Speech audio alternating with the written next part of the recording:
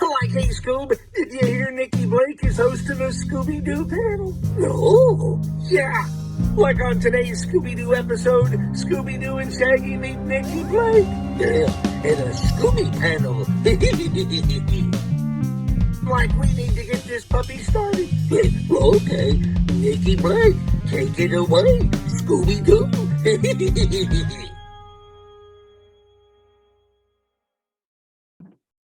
Welcome to the Scooby Panel. I'm your host, Nikki Blake from ScoobyAddicts.com, and today we're going to be talking about the paranormal elements in Scooby-Doo. Before we begin, I'll have everybody introduce themselves, and Alexa, we'll start with you. Hello, everyone. I'm Alexa LAWLOR, host of the Unmasked History of Scooby-Doo podcast. Devin. Hi, I'm Devin Smith. I'm a miniature artist and a Scooby-Doo fan. Justin. Hey everyone, I'm Justin. I'm a big Scooby-Doo fan and collector, and I run the Collector Scooby account on Twitter and Instagram. And Joel. Hey there, I'm Joel, and I have a YouTube channel called Planet Scooby where I just review Scooby-Doo episodes. All right, it is awesome to have you guys here. I'm super excited to talk about the paranormal elements in Scooby-Doo. So I'm just going to read my list of things that I remember from Scooby. I believe the very first time that there was anything that was paranormal was in the new Scooby-Doo movies episode Mystery in Persia with Jadal, the evil djinn. I think he was the first villain to ever be like not a real person. And then we see real monsters in the episodes with Scrappy that don't include the rest of the gang. The 13 Ghosts of Scooby-Doo, Boo Brothers and Reluctant Werewolf, and then Zombie Island, Witch's Ghost, Alien Invaders, Scooby Natural. And then there's some other instances in like the series and movies, like a candle floating, or there was one episode where Shaggy said he wished he had a ham sandwich and then the ham sandwich appeared next to him. That kind of stuff is kind of paranormal. Alexa, what are your thoughts on the paranormal elements in Scooby-Doo? Before I really dive into it, I'll just add Goblin King has the goblins, and then Mystery Incorporated has all of its various crazy things. And then actually I was looking and like pretty much all the live action movies are supernatural, paranormal, in different ways. And Scoob with Cerberus and the Gates to Hell. I can't believe I forgot Scoob. I can't believe that. But I really like a lot of the paranormal stuff. I grew up watching like Zombie Island and Reluctant Werewolf and Boo Brothers and like all of those movies. So when I was a kid, it was almost like the ones that I would watch or gravitate to the most were the ones that had the real monsters in them. I don't know if a phantom computer virus walking around a university counts as paranormal or not, but I don't know. But yeah, it's definitely something that I really enjoy and I would like to see a resurgence of for sure. Joel, what are your thoughts on the paranormal elements in Scooby-Doo? I'm open to it. I did grow up watching like Ghoul School and Reluctant Werewolf and Boo Brothers, but it was at a time where I was a little bit older, so I watched it on TV when it aired, but it never really resonated with me. It didn't feel like Scooby-Doo to me. And I like 13 Ghosts of Scooby-Doo, but I felt it was just inconsistent. There was a lot of imbalance with the comedy and the supernatural aspect, and I found it didn't really take it serious enough. There's some episodes where it did, but it was around the same time the real Ghostbusters came in, and I thought that was a little more superior, so that had my attention. The villains on that I thought were a lot better. But then Zombie Island just really opened my head to like, oh, this can be really cool. And I thought for me, and I understand a lot of people grew up with Boo Brothers and all that because they had on VHS tape. Back when I saw it, that didn't really exist. So, but for me, that really resonated with me. I don't know if it's held up. I know a lot of people grew up with Zombie Island as well. And then Witch's Ghost, I thought was really amazing when that came out. And then Scooby Natural just that pretty much got me back into Scooby-Doo. I didn't fall away from Scooby-Doo, but when I saw that, because I was watching Supernatural and then I saw that episode come on, I'm like, this is just brilliant. So I do like the paranormal aspect when they take it a little more serious, where they kind of respect the genre. But I understand why they didn't in the past, because kids show and parents get angry about that sort of thing. So that's my overall feeling on the paranormal. Justin, what are your thoughts on the paranormal elements in Scooby-Doo? I absolutely love when they bring the paranormal into Scooby-Doo. I'm a big paranormal guy myself. I believe in the supernatural. I do a lot of ghost hunting myself on the side. So I feel like a lot of the times when the paranormal shows up in Scooby-Doo, it's almost like a special treat because it doesn't happen too often. And it's something that I would love to see happen again in the Scooby-Doo franchise. I know, I guess the most recent, like Alexa said, was Scoob. To me, that one really, even though I guess it technically was supernatural, it didn't give me the same vibe as, like, you know, the supernatural that we see in like the Scrappy Shorts and the 13 Ghosts and Zombie Island. But I would love to see it again sometime in the series. I also really liked how natural the supernatural felt in like the Superstar 10 movies, Boo Brothers, Reluctant Werewolf, and Ghoul School, and even in the 13th Ghost, or the 13th Ghost of Scooby-Doo. Yeah, I just loved how it was just like introduced in such a natural way, where, as you know, maybe in the newer ones, a lot of the times, if there's any kind of supernatural elements, you know, the gang's having a mental breakdown because they can't understand why, you know, there's actual supernatural elements in their world. Whereas in those movies, it was just like, oh, okay, like this is happening, and they went along with it. It just felt very natural. And then, yeah, in Zombie Island and The Witch's Ghost, I feel like it really portrayed the paranormal the best, because it basically, in my mind, it took everything that Scooby-Doo was and just made it even scarier. And, you know, with Zombie Island, obviously that was supposed to be technically their first time ever encountering the supernatural, and I just think they did it so well, and it was so scary, you know, to kids, to myself growing up. And kind of like Alexa said earlier too, a lot of the Scooby-Doo that I, you know, watched growing up was the original Scooby-Doo, Where Are You, and the new Scooby-Doo movies. But those ones also were always on. Zombie Island, Witch's Ghost, you know, the 13 Ghosts of Scooby-Doo, they were always on. So I always had this cool balance of seeing, you know, traditional Scooby, where it's a man in a mask, and then, you know, getting this special treat where, oh man, this is when everything's real. And it was just a really cool balance that I feel like the franchise, you know, balances out. So yeah, I really enjoy when real ghosts and supernatural shows up. I do like how they did it where, especially in the earlier series, they could introduce them as real ghosts, but it wasn't like so terrifying that a kid couldn't handle watching it. Right. You know, Yeah, a I lot of agree. people have said Zombie Island was really scary and they were terrified of it, but people, I don't know if people forget that there were real ghosts before Zombie Island, because they did make such a big deal out of it, like the zombies or the ghosts are real, or monsters are real, or whatever, and it's like, well, that already happened, you know. I feel like a big part of that though is because they were actually scary. You know what I mean? Like Boo Brothers, they were like silly ghosts and stuff. You know, Yeah. it wasn't exactly like scary. Like Zombie Island really, I feel like, refreshed the genre and made it like actually kind of scary. Yeah, So yeah, it that's kind of definitely fine with had that. that vibe of it being a lot scarier than anything we had seen in Scooby-Doo before that. Yeah. So, I also really liked in the Boo Brothers how it was like a classic Scooby-Doo mystery where, you know, they unmask the ghost at the end, but there was still, you know, they show at the end there that the ghost is real. Like, so if you watch back through that movie, it's cool to see, like, I always like to try to figure out, like, is this, you know, is this the sheriff in disguise, or is this the real ghost? So that's why, I mean, that one's one of my favorite Scooby-Doo movies of all time for that reason alone. It was a cool balance of the paranormal side of Scooby-Doo and classic Scooby-Doo. yeah. Devin, what are your thoughts on the paranormal elements in Scooby-Doo? I mean, I've kind of, like everybody else said already, you know, I obviously definitely enjoyed it. And I feel like a big part of that is because I kind of grew up in that sweet spot where like all the like 4 Mook animation films were all like were just coming out.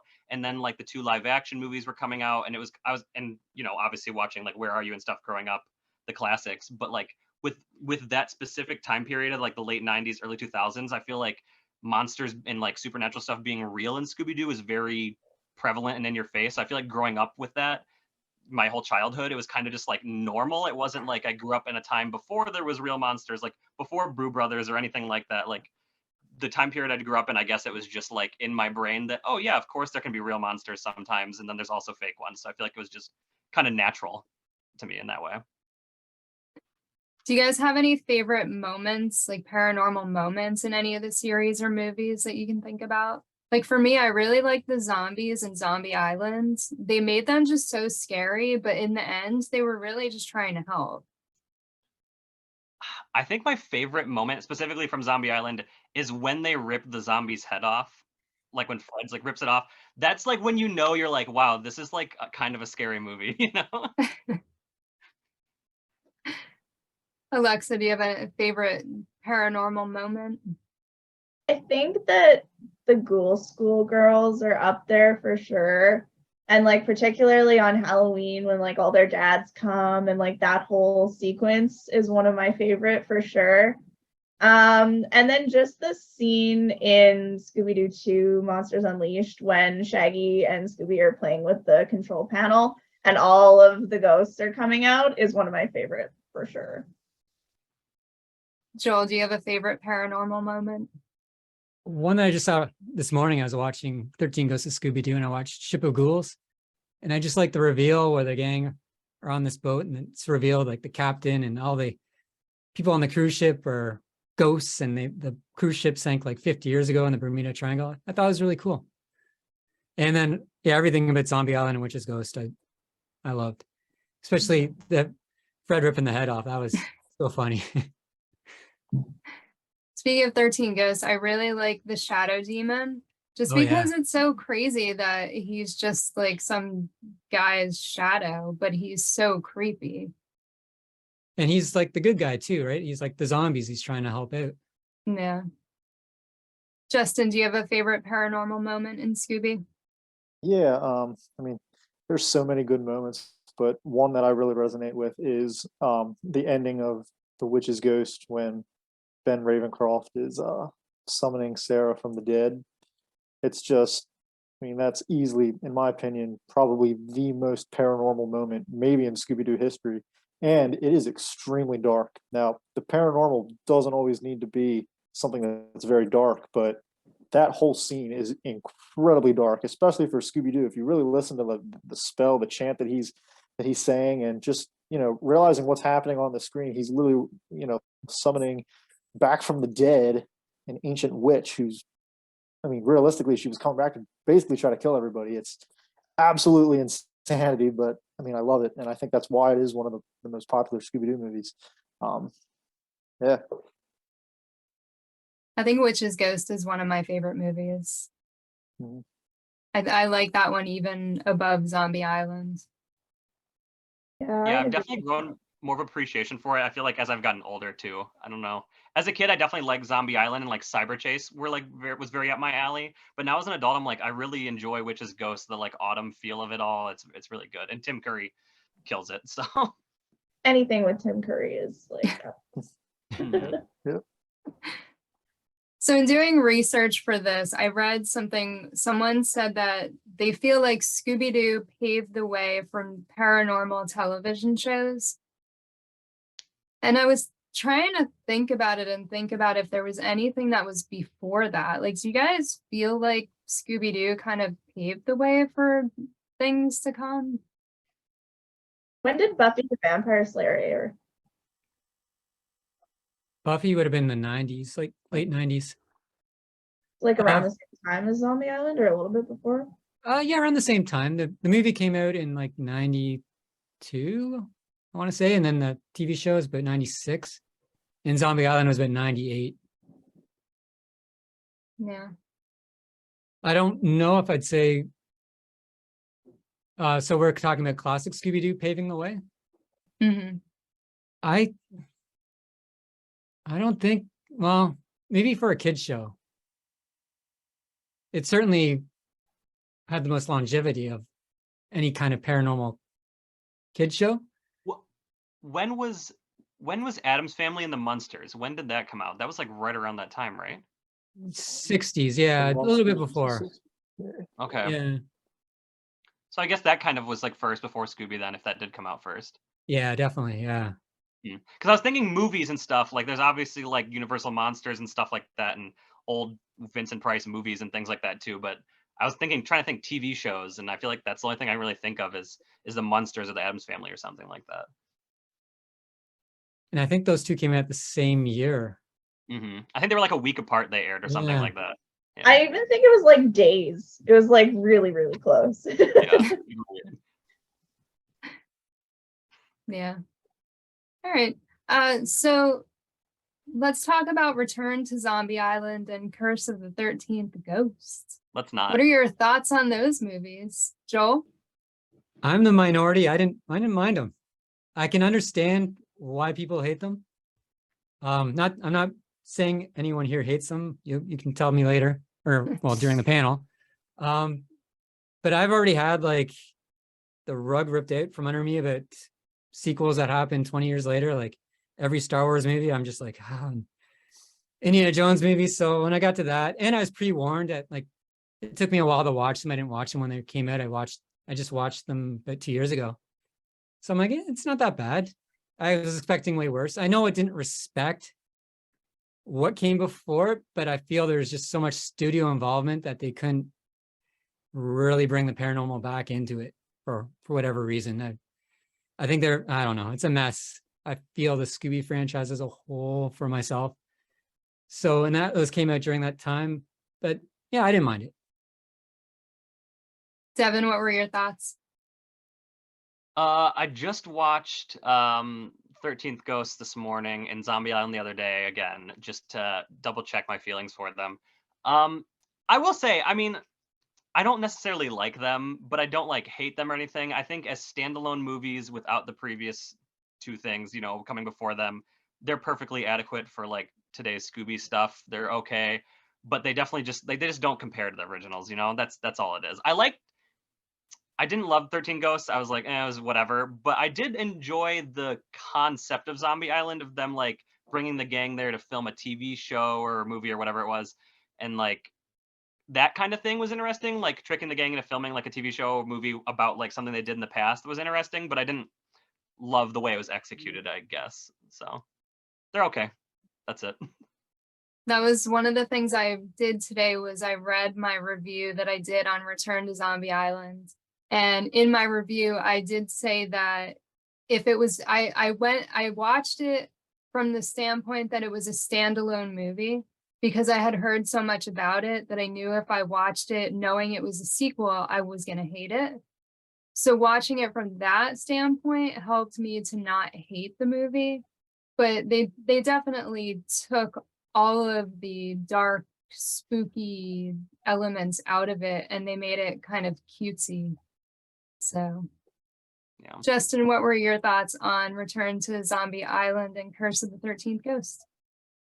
Yeah, I also don't hate them.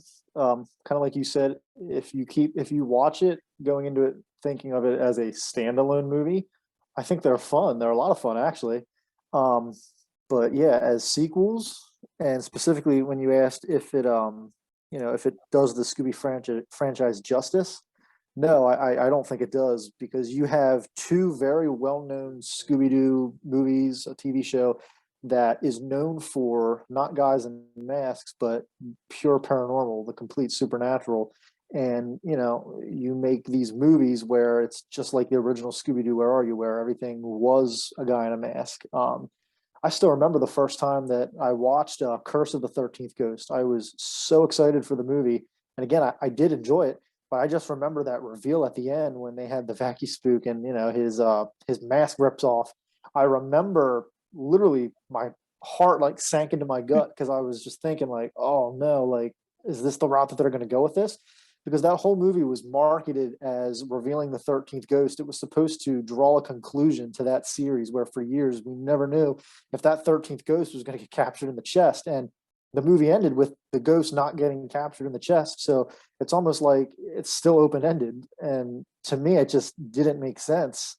But I do like that movie because Vincent Van Gogh, Flim Flam, they're two of my favorite side characters in Scooby-Doo. So it was awesome to see them come back.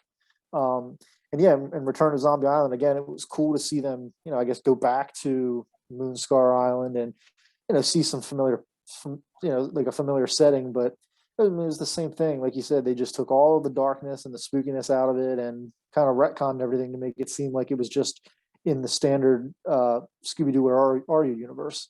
And I also kind of feel like they did that. Well, like Joel was saying, there's a lot of executive meddling at Warner Brothers, certain things they can and can't do. But also, I know those movies came out to coincide with the 50-year anniversary of Scooby-Doo. And I think I remember somewhere along the line reading about how they basically wanted to take those, especially with Zombie Island, one of the most popular Scooby-Doo movies ever, and try to make it, like, merge it with Scooby-Doo Where Are You to celebrate the 50 years of the original show. And to me, it just didn't work as a sequel. But I do enjoy them. Alexa, what are your thoughts on Return to Zombie Island and Curse of the 13th Ghost? For Curse of the 13th Ghost particularly, I had such high hopes and expectations for it because I loved the 13 Ghosts of Scooby-Doo and still love the 13 Ghosts of Scooby-Doo. Like Justin, Flim Flam and Vincent Van Gogh are a couple of my favorite side characters. And I really love how they did grown-up Flim Flam. Miss Scrappy, I think that could have been the perfect time to bring him back. So that was really disappointing that they didn't want to go that route and wanted to still do the, like, what's a Scrappy thing, because that's like, I feel like that specifically is a little bit tired now. For Return to Zombie Island, I didn't really have a lot of thoughts on it at all going into it, but I just found myself, I remember watching it just waiting for something to happen. Like, it just felt like you were just, like, watching the gang, like, going about their everyday lives, and there was no, like, anything. And then it ended, and I was like, that's it? Like, that's all that happened? Like, it just didn't really feel like a complete movie in a way, I think, for me. And then back to the 13th Ghost, I would like to complain about that 10-minute avalanche scene, because I feel like they could have used that time to further the plot and do some more interesting things with that. As sequels, I think they definitely fell a little bit flat for me.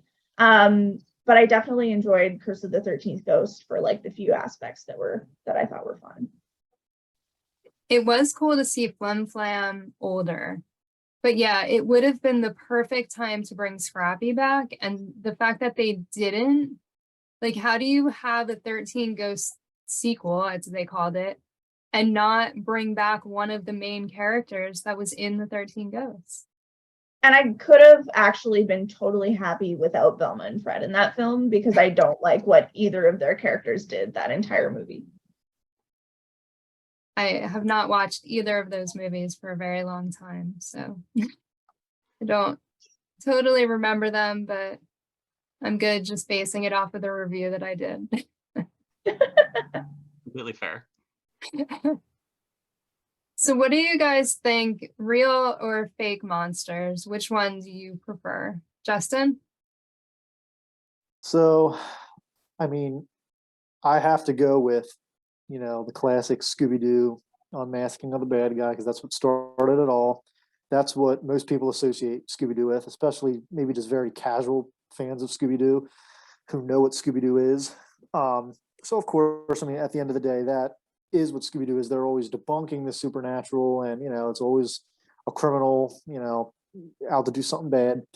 But kind of like what I said earlier, my take on it is, how, like, when you're a kid and every once in a while, at least for me personally, every once in a blue moon, like on a Friday night, we'd go out to Blockbuster and I'd be able to pick out a movie, and, we'd get pizza or something on the way home.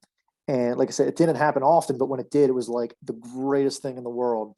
To me, that's kind of how it is with this, the paranormal and Scooby-Doo. It doesn't happen often, but when it does, I get so excited.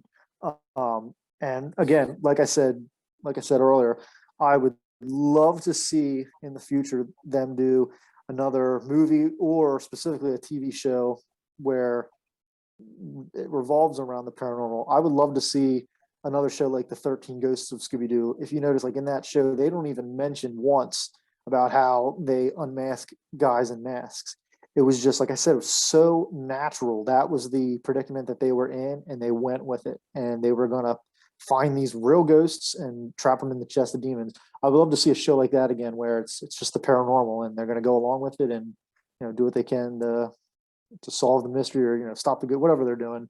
But yeah, I think at the end of the day, I've got to go with the classic because it's what started it all.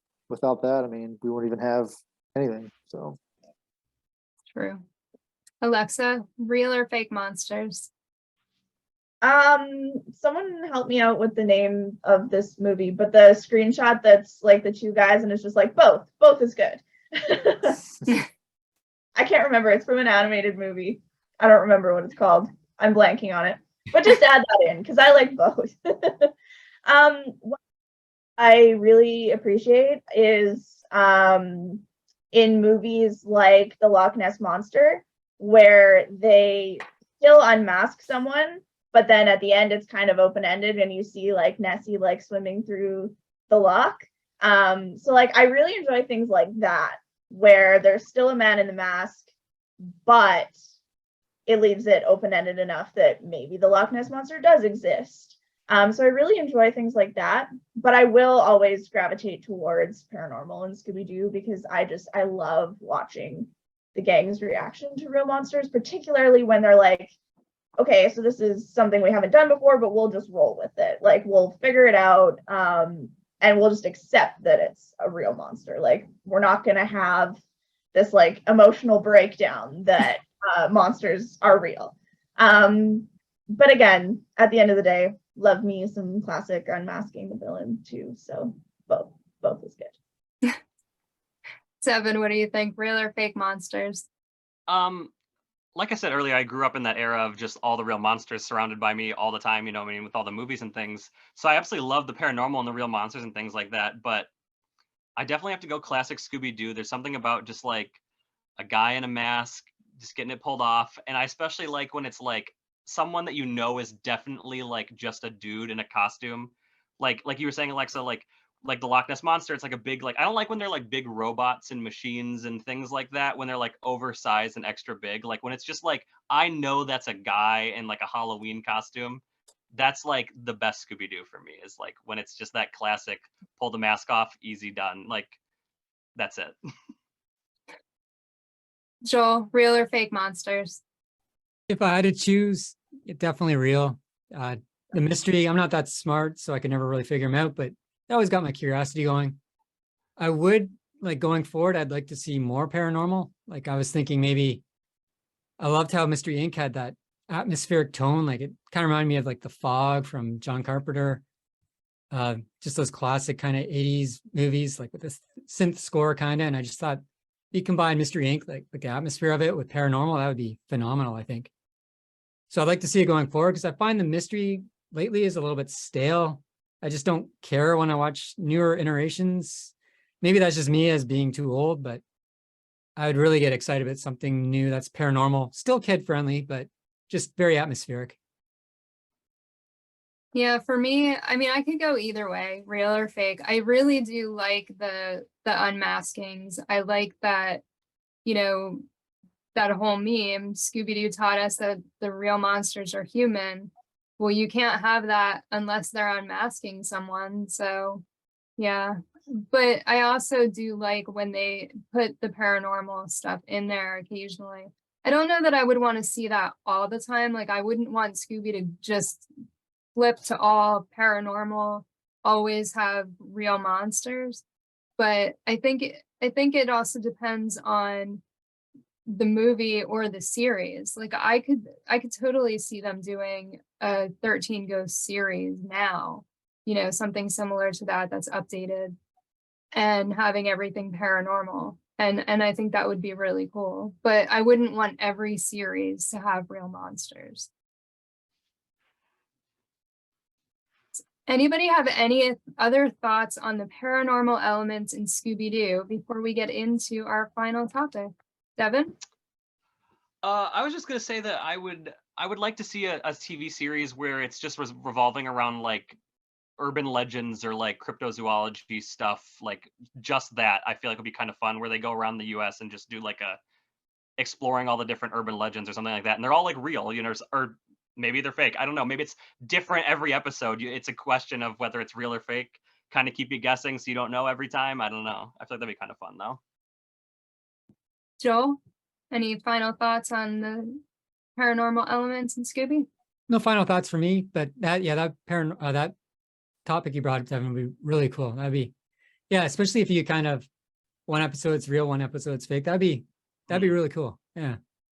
It'd feel like an actual mystery again. You know what I mean? I'm like, Yeah. is it a guy in a mask, or is that actually Bigfoot? You know what I mean? Like, I what is love it? the I think it'd be cool. open-endedness of it, like that classic, Yeah. like you mentioned that ham sandwich earlier, Nikki. Like, well, did that happen or didn't it? Right. Same thing as Devin. Yeah, that'd be cool. And it's something that they haven't done yet in Scooby-Doo. So, if they're looking for ideas that haven't been done yet, there you go. Devin has an idea. Do it. Make it happen. Yeah. Alexa, any final thoughts on paranormal Scooby stuff? I don't think so. I think that covers it for me. Justin? No, I mean, I just kind of agree with what everyone's saying. I'm on board for Devin's idea. I think it's great. And I mean, yeah, I feel like for the last couple of years now, I mean, with Be Cool Scooby-Doo, which was awesome, Scooby-Doo and Guess Who, all the direct DVD movies, it's we've just been getting those classic Scooby-Doo, Where Are You, Scooby-Doo show mysteries, which is fine. But yeah, I would definitely like going forward to see something a little different, switch it up a little bit. I know it's not really a paranormal show, but I mean, even like Shaggy and Scooby-Doo Get a Clue came in and just changed, they switched everything up. I would like to see something like that where they just do something that hasn't been done before. I mean, I guess people can probably say that that's what they're doing with the new Velma show, but if we're talking about specifically the regular Scooby-Doo for everybody, I would like to see them do something a little different.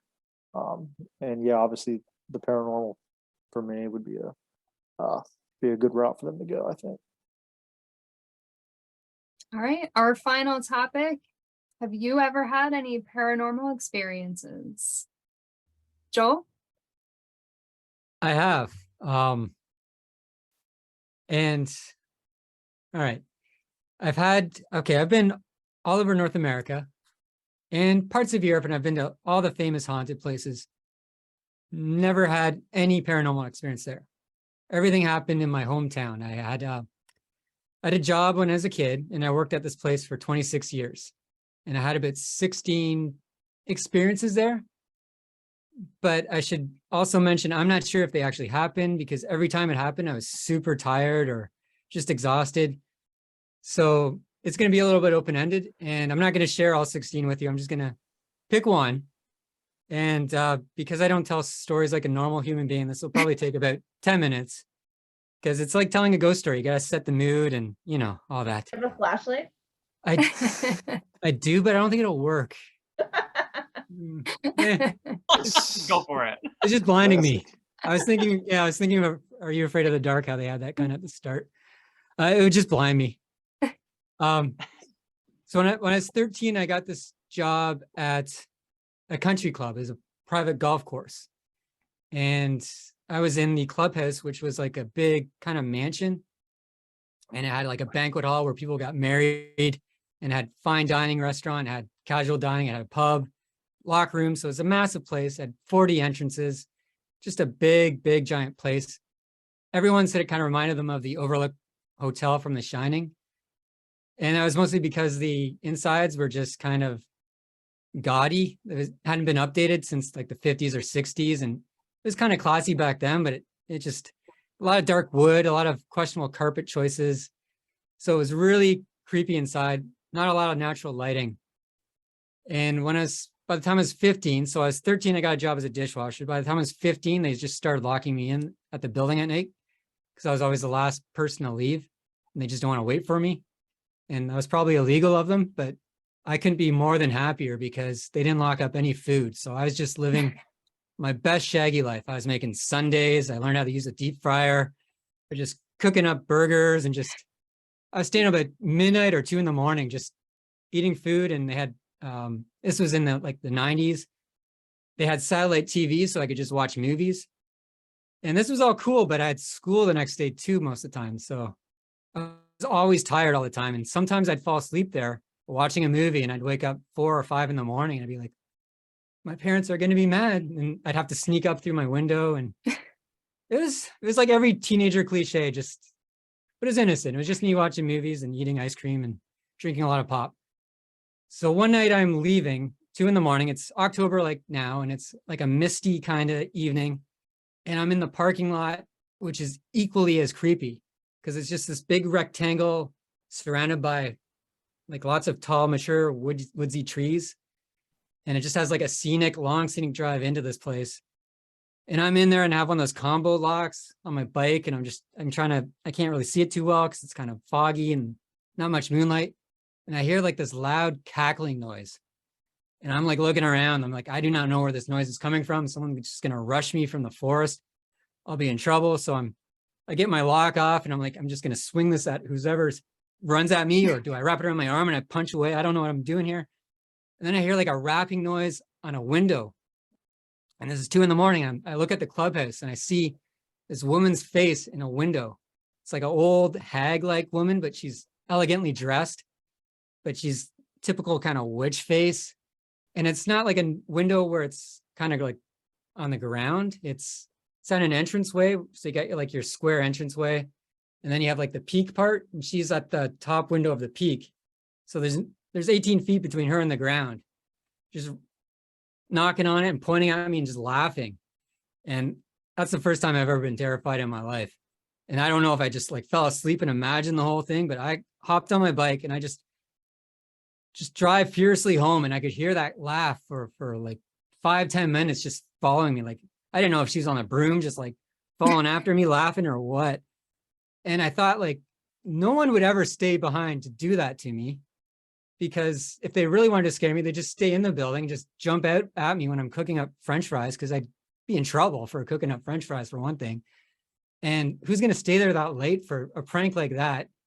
No one ever owned up to it either. I didn't really mention to anyone until years later when I tell the story to people. And it was, yeah, I don't know if it happened or not, but maybe Justin, he'll probably have a great story.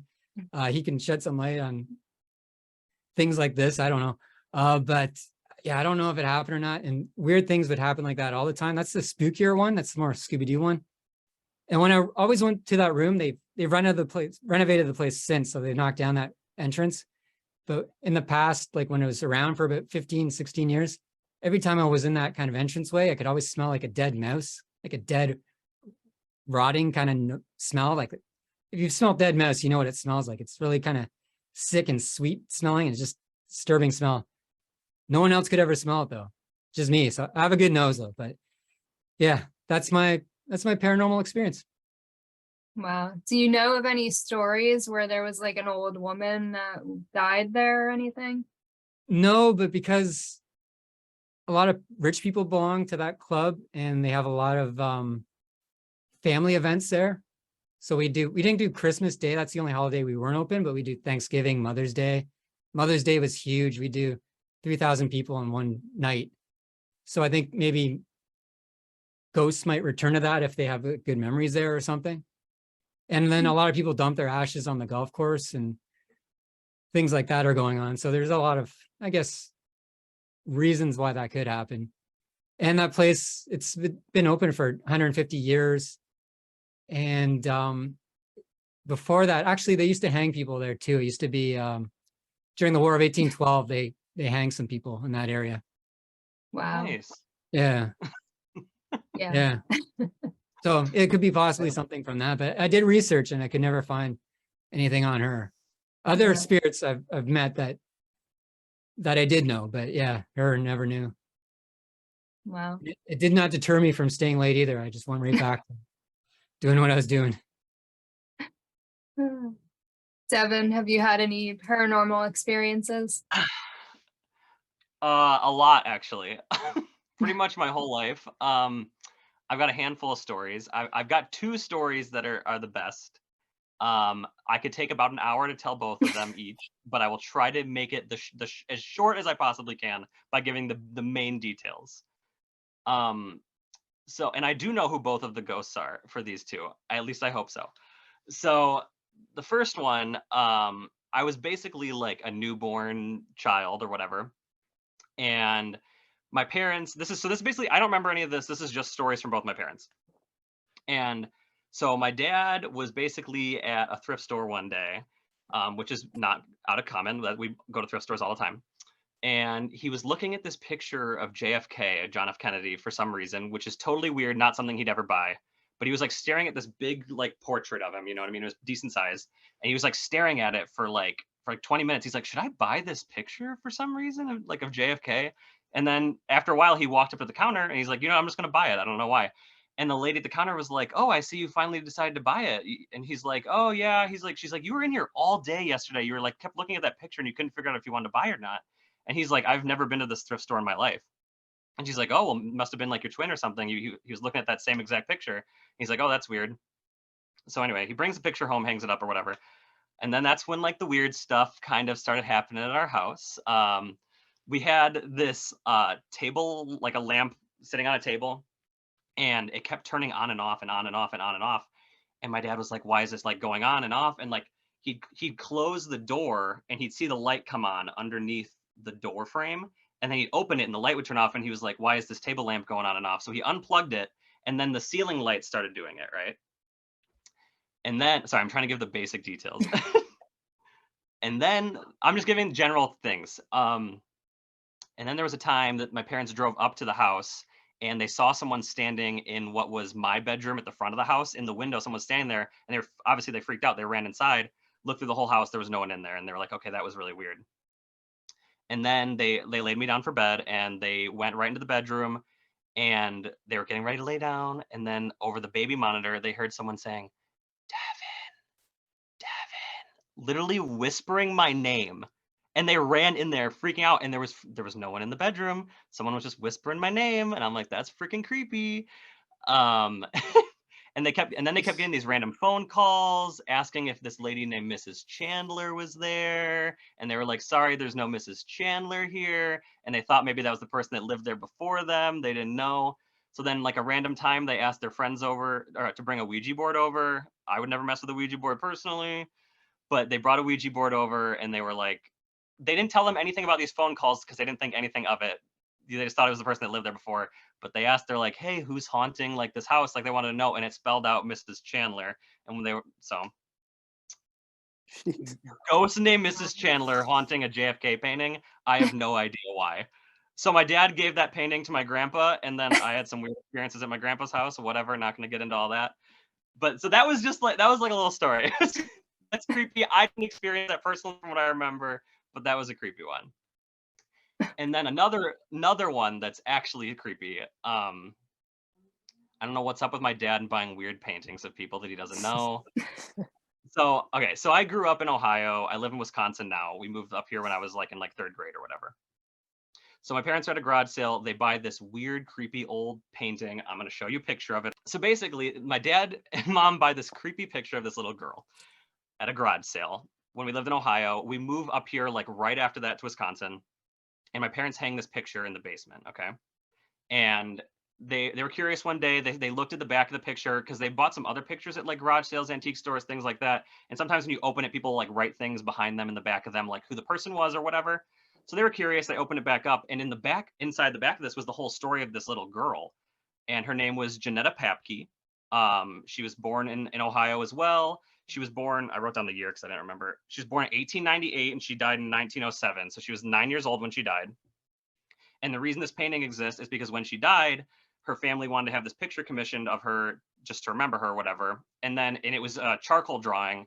And then years later, her aunt, I think it was, it said all this on the back, colored in the portrait with like chalk or something to like give it life and like bring color to it. And I was like, okay, crazy, whatever.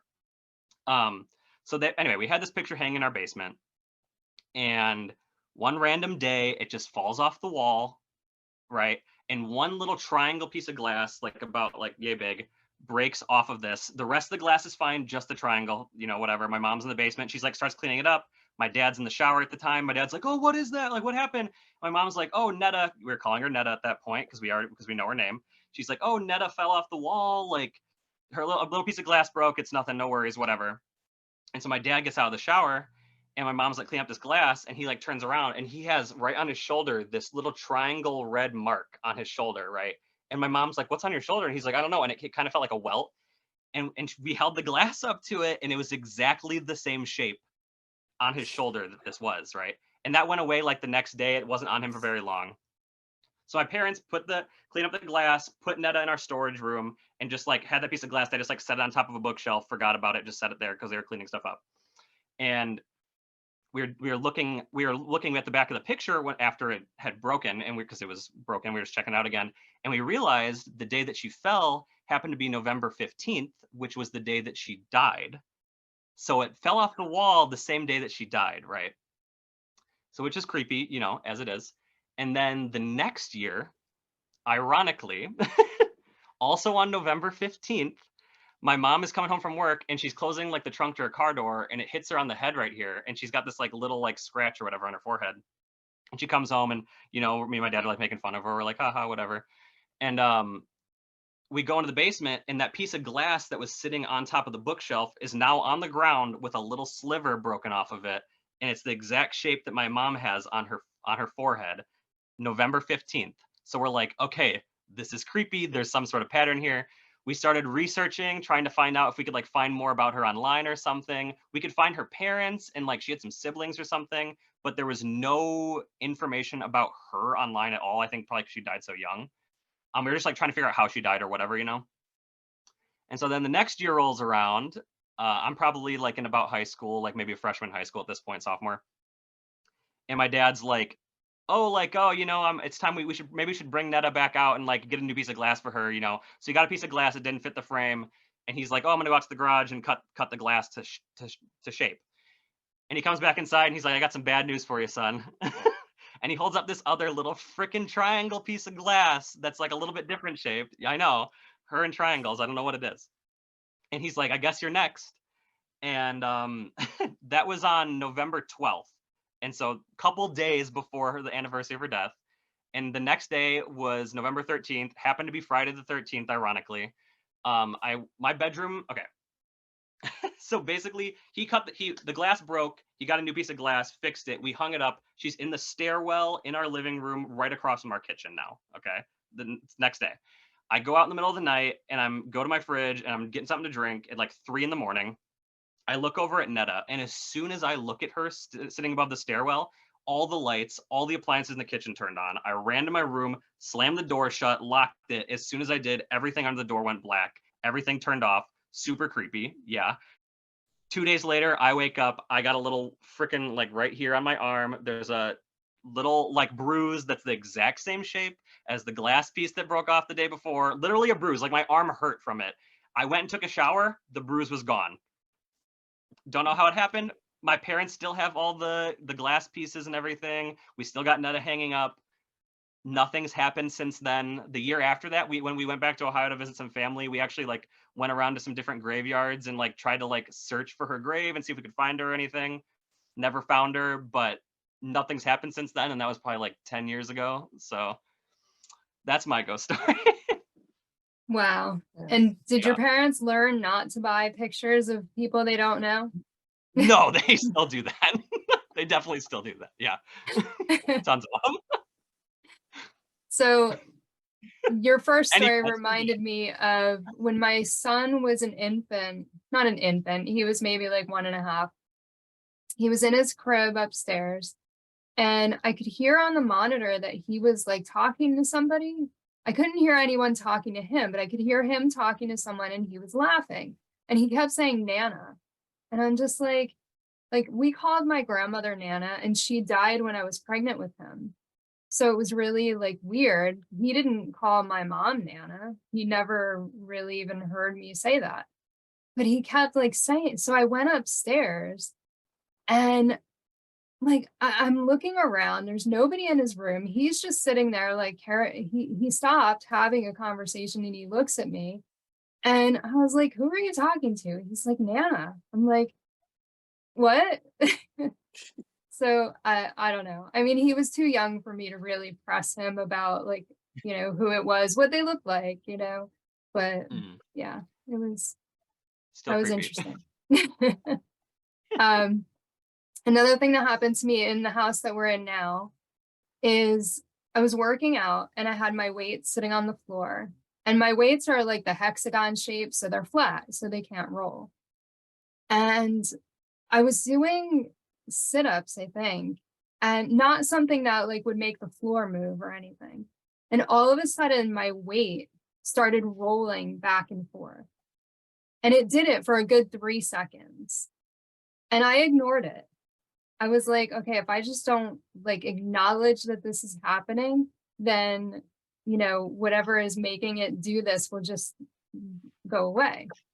So it only happened for like 3 seconds and then it stopped. And then I finished my workout. And when I walked out of the room, I was like, don't ever fucking do that again. And that freaked me out. It hasn't happened again. But in this house, our dog is like definitely afraid of our kitchen. He'll go in there, but there was one time like I was washing dishes and he came halfway in the kitchen and he stopped and he's staring at something behind me. And I'm looking around and I'm like, what are you looking at? And he's staring at something, didn't even acknowledge me, just staring behind me. And I was like, what are you doing? What are you looking at? And I turned around and I looked at him again. All of a sudden, he took off as fast as he could out of that room. And he still gets freaked out going in the kitchen. So I don't know. There's something in my kitchen. I don't know what it is.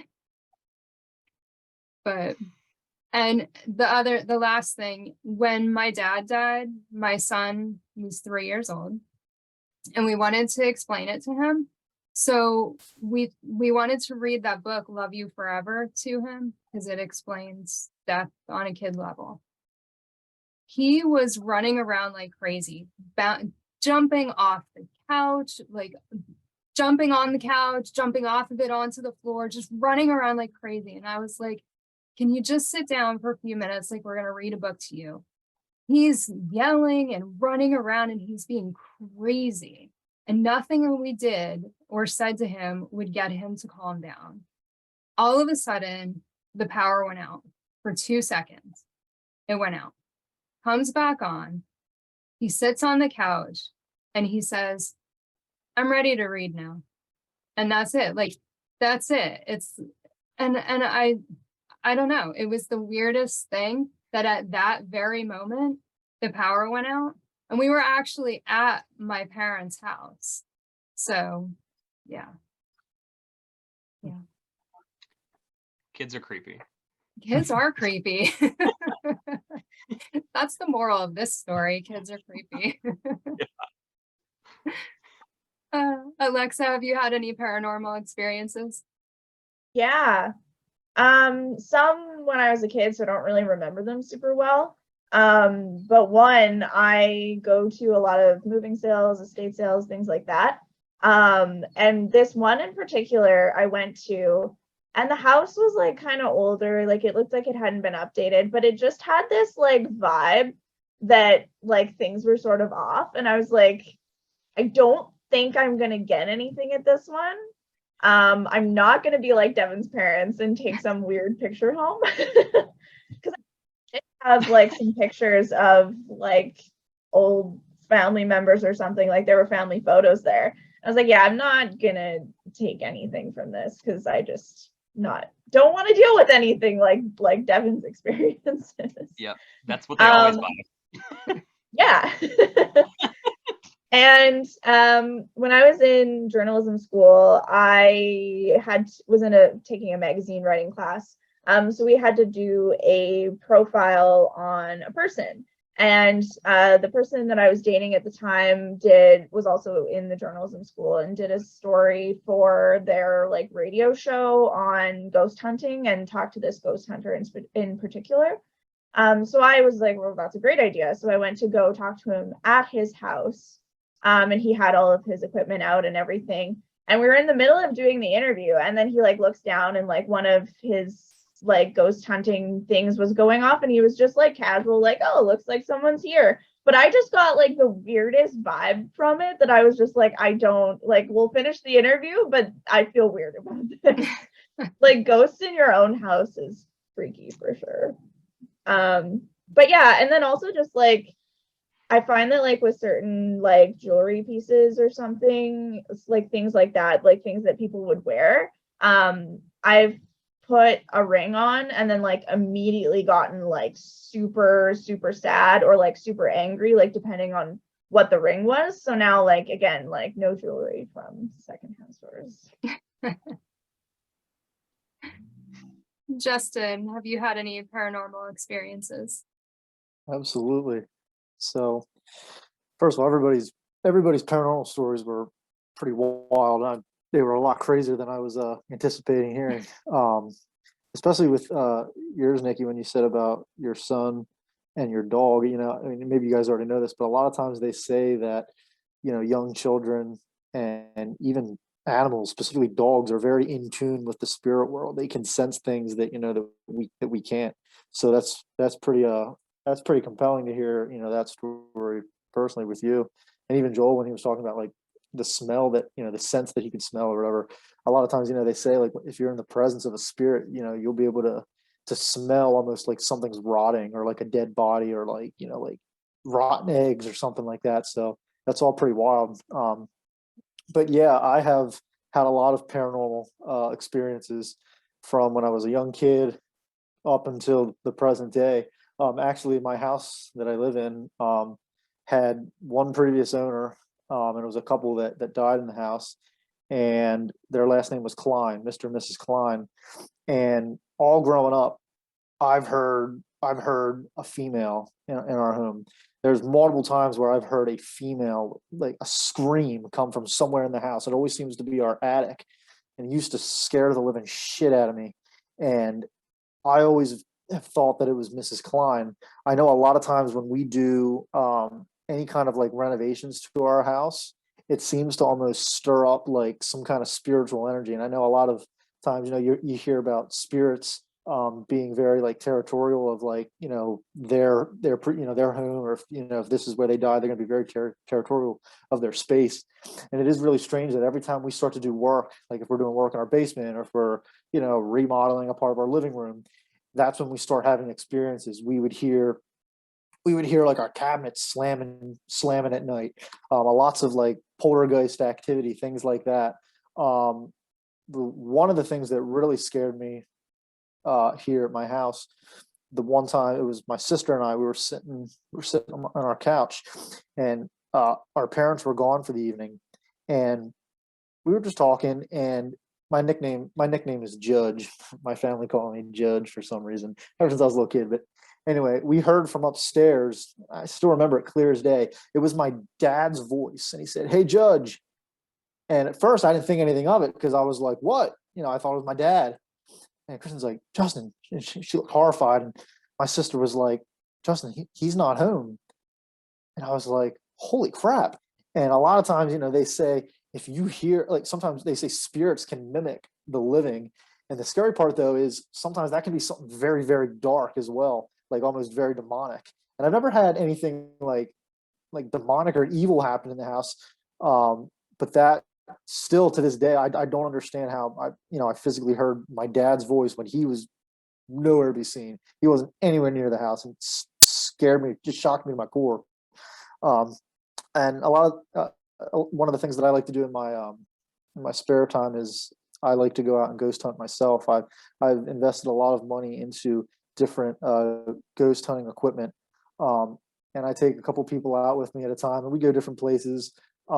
And one of my favorite things that I captured, which was not expecting anything like this. If you guys aren't familiar with what a spirit box is, but it's a device that's when you turn it on, it sweeps through radio frequencies very fast. And they claim, you know, if it's going fast enough and you're in the presence of a spirit, sometimes they can manipulate the words, and it will, you know, they'll come through and give responses to things that you're asking. So what I did was try to take it a step farther. I took my spirit box and I basically modded it out. I took the antenna out to have to try to take away the risk of being lots of having lots of radio interference. So if I got something, it would be more compelling to be an actual spirit voice, maybe responding to something that I'm asking. And anyway, about 2 minutes away from my house, there's this very old cemetery that I probably go to more than I should with my ghost hunting equipment. But they're in, particularly inside the cemetery, there's a tree. It's a very creepy looking tree with a gravestone underneath it that literally looks like a coffin that's laying above ground. And I've always heard growing up for years, people around town said that like years and years and years ago that there was a woman that was hung at that tree. So I always go down there. I always seem to get activity with a lot of my ghost hunting equipment, whether it's like the EMF meters going off for electromagnetic, energy, stuff like that. But I had the spirit box playing the one night and I was standing underneath the tree and I kept asking, like, is anyone here? What happened at this tree? What happened at this tree? And clear as day, and I had about 5 other people with me, but clear as day through that spirit box, I heard a woman and she said, I was hung. Did something happen at that tree in the background?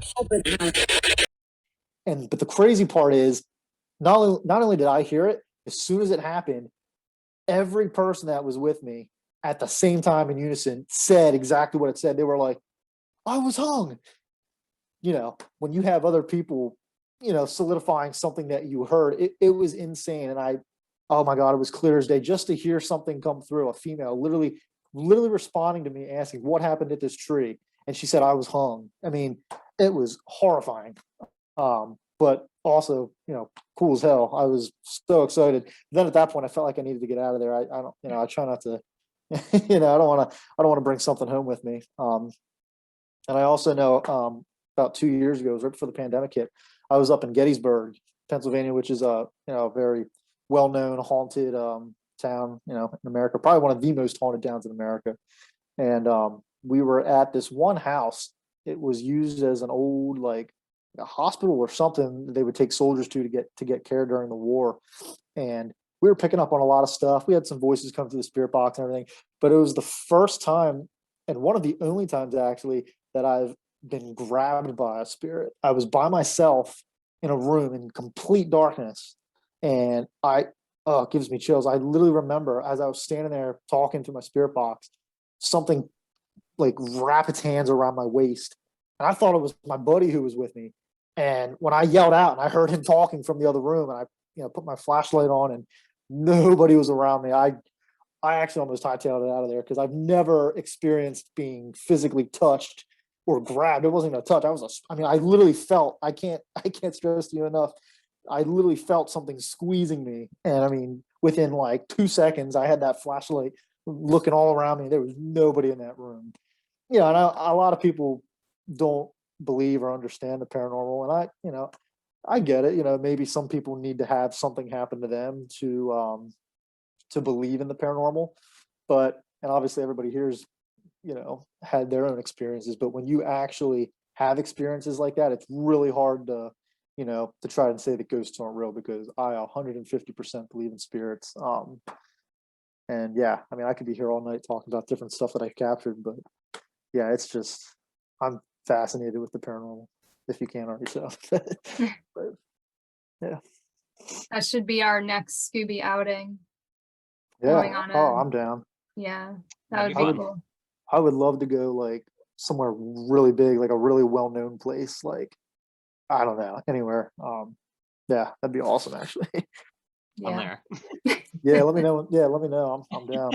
I'll bring all my stuff. Yeah, Yeah.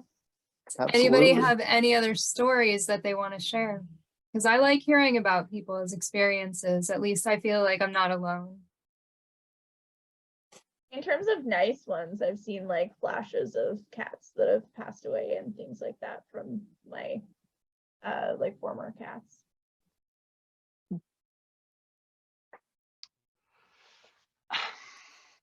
I don't know. I've nothing that's really like story worthy necessarily. was gonna say, besides those, I've just had a lot of like smaller stuff, like hearing things or voices or stuff like that. Mhm. Captured a couple mists. Actually, here's one real quick. I'll make it quick. We have security cameras outside our house. This was this was probably like 2 months ago. So this is very recent.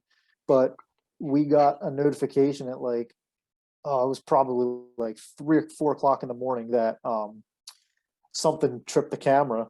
And actually our cameras are kind of shitty. Like they don't always pick up on everything. Like sometimes we get a stray cat that walks by and doesn't even pick it up, or if we come home. But anyway, when we went on to see what it captured, it was only like 3 or 4 seconds, but there was just this black mass that like shot up to our front door. And whatever the hell it was, it tripped the camera and we caught it. And I have the video saved. It's insane. But I mean, I don't know what it was. It was scary. It was just a black heaping mass and it right up to the door and it tripped the camera. So I don't know. That was weird. Very weird.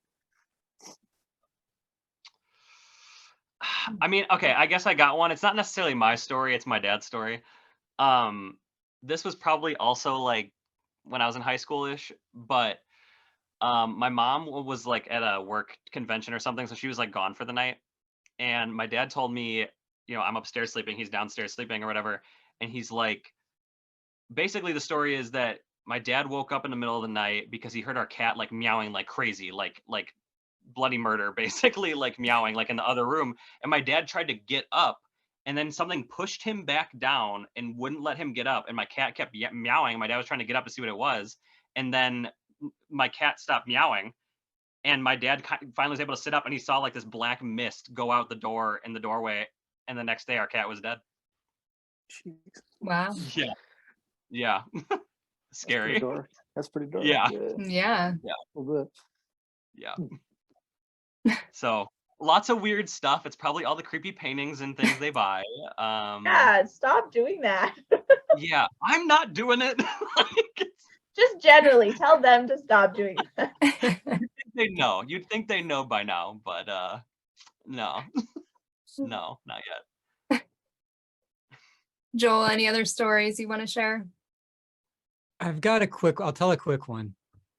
We were on the topic, someone mentioned Ouija boards. And I had played around with it, not personally, but at the place I worked, we decided to have a seance or experiment with the Ouija board, and everyone turned to me to like organize it. And I bought the Ouija board at like Kmart, but there's no way in hell I was going to use it. So I hired an actor to come in, and I was just like, okay, just scare people. Pretend this works, because I was an obnoxious little kid. And I shouldn't have been letting people into this place either. But yeah, I let all my friends from high school come in, and again, they didn't lock up food or alcohol or anything like that. So things could have got really bad, but fortunately they didn't. And they started the seance, and I was a little uneasy about it. So I kept out of the room. I was just kind of like off doing my own thing, because I was really worried. Ouija boards always kind of freaked me out, even though like Parker Brothers makes the thing, I think, or Milton and Bradley, one of them does. And I hear a scream come from that room they were having it in. And I run in just like wondering what the heck's going on. And apparently, a bird, this was like at 2 a.m, a bird flew into a window and smashed right through and like landed dead right on the Ouija board. And I knew the actor didn't pull this off. He was terrible at doing the Ouija thing to begin with. Yeah, they did scare the hell out of me. And then that actor, he died like 2 years later, which freaked me out even more. I got rid of that Ouija board pretty quick after that. Yeah, that's just a quick story. So I don't know if anyone else has ever used one, but I'd advise you never to use them. No thanks.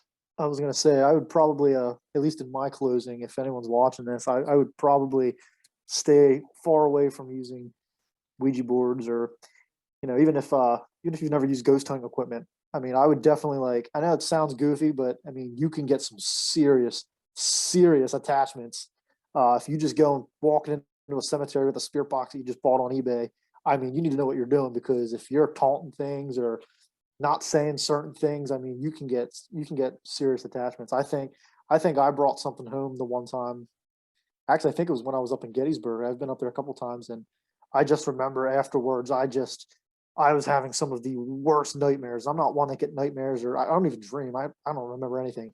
And I just remember having some of the worst nightmares for weeks after I got back from that, and feeling like at all times something was with me, or like I would be in my room at night and I would feel like I'm hearing stuff, or and that was very, very uncommon. Even though I would do stuff with ghosts, I've never experienced something like that. And then at some point it just kind of stopped. But I personally think something really, I don't even know if it was anything dark, but something followed me home and was there with me. And you just got to know what you're doing. I mean, you can look up stuff. There's lots of books and stuff online to, if you are interested in that kind of stuff, to do it properly. But you got to know what you're doing, because you can get into some serious trouble. That shit's real, definitely. Yeah. And if anybody has any stories of their own, any paranormal experiences that they want to share, definitely put it in the comments, because we want to hear about it. It's interesting. Please. This stuff is interesting, but I'll tell you, like when Devin and Joel and even Justin were talking about their stuff, like I got chills. So yeah. Yeah. It's fun. Yeah. we're all gonna get together, and Justin's gonna bring his stuff, and we're gonna go find some ghosts, and it'll be interesting. I'd love that. Yeah. It'd be awesome. All right, so we're gonna wrap up. Before we do, if you can let everybody know where they can find you on social media, and Alexa, we'll start with you. You can find me on Twitter at UnmaskedSD, on Instagram at UnmaskedSD Podcast, or any podcasting platforms where you want to listen to the unmasked history of Scooby-Doo. Devin? You can find me on pretty much all the social media sites at awesome__thanks, or my Etsy shop you can check out. That's Awesome Thanks Minis, and check out some of my artwork. Justin?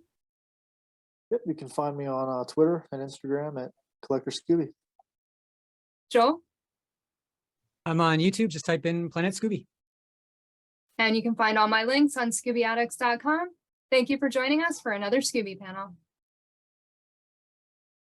Thank you for tuning in to another Scooby Panel. I'm Nikki Blake from ScoobyAddicts.com. If you like these panels, please subscribe to my channel for more great discussions.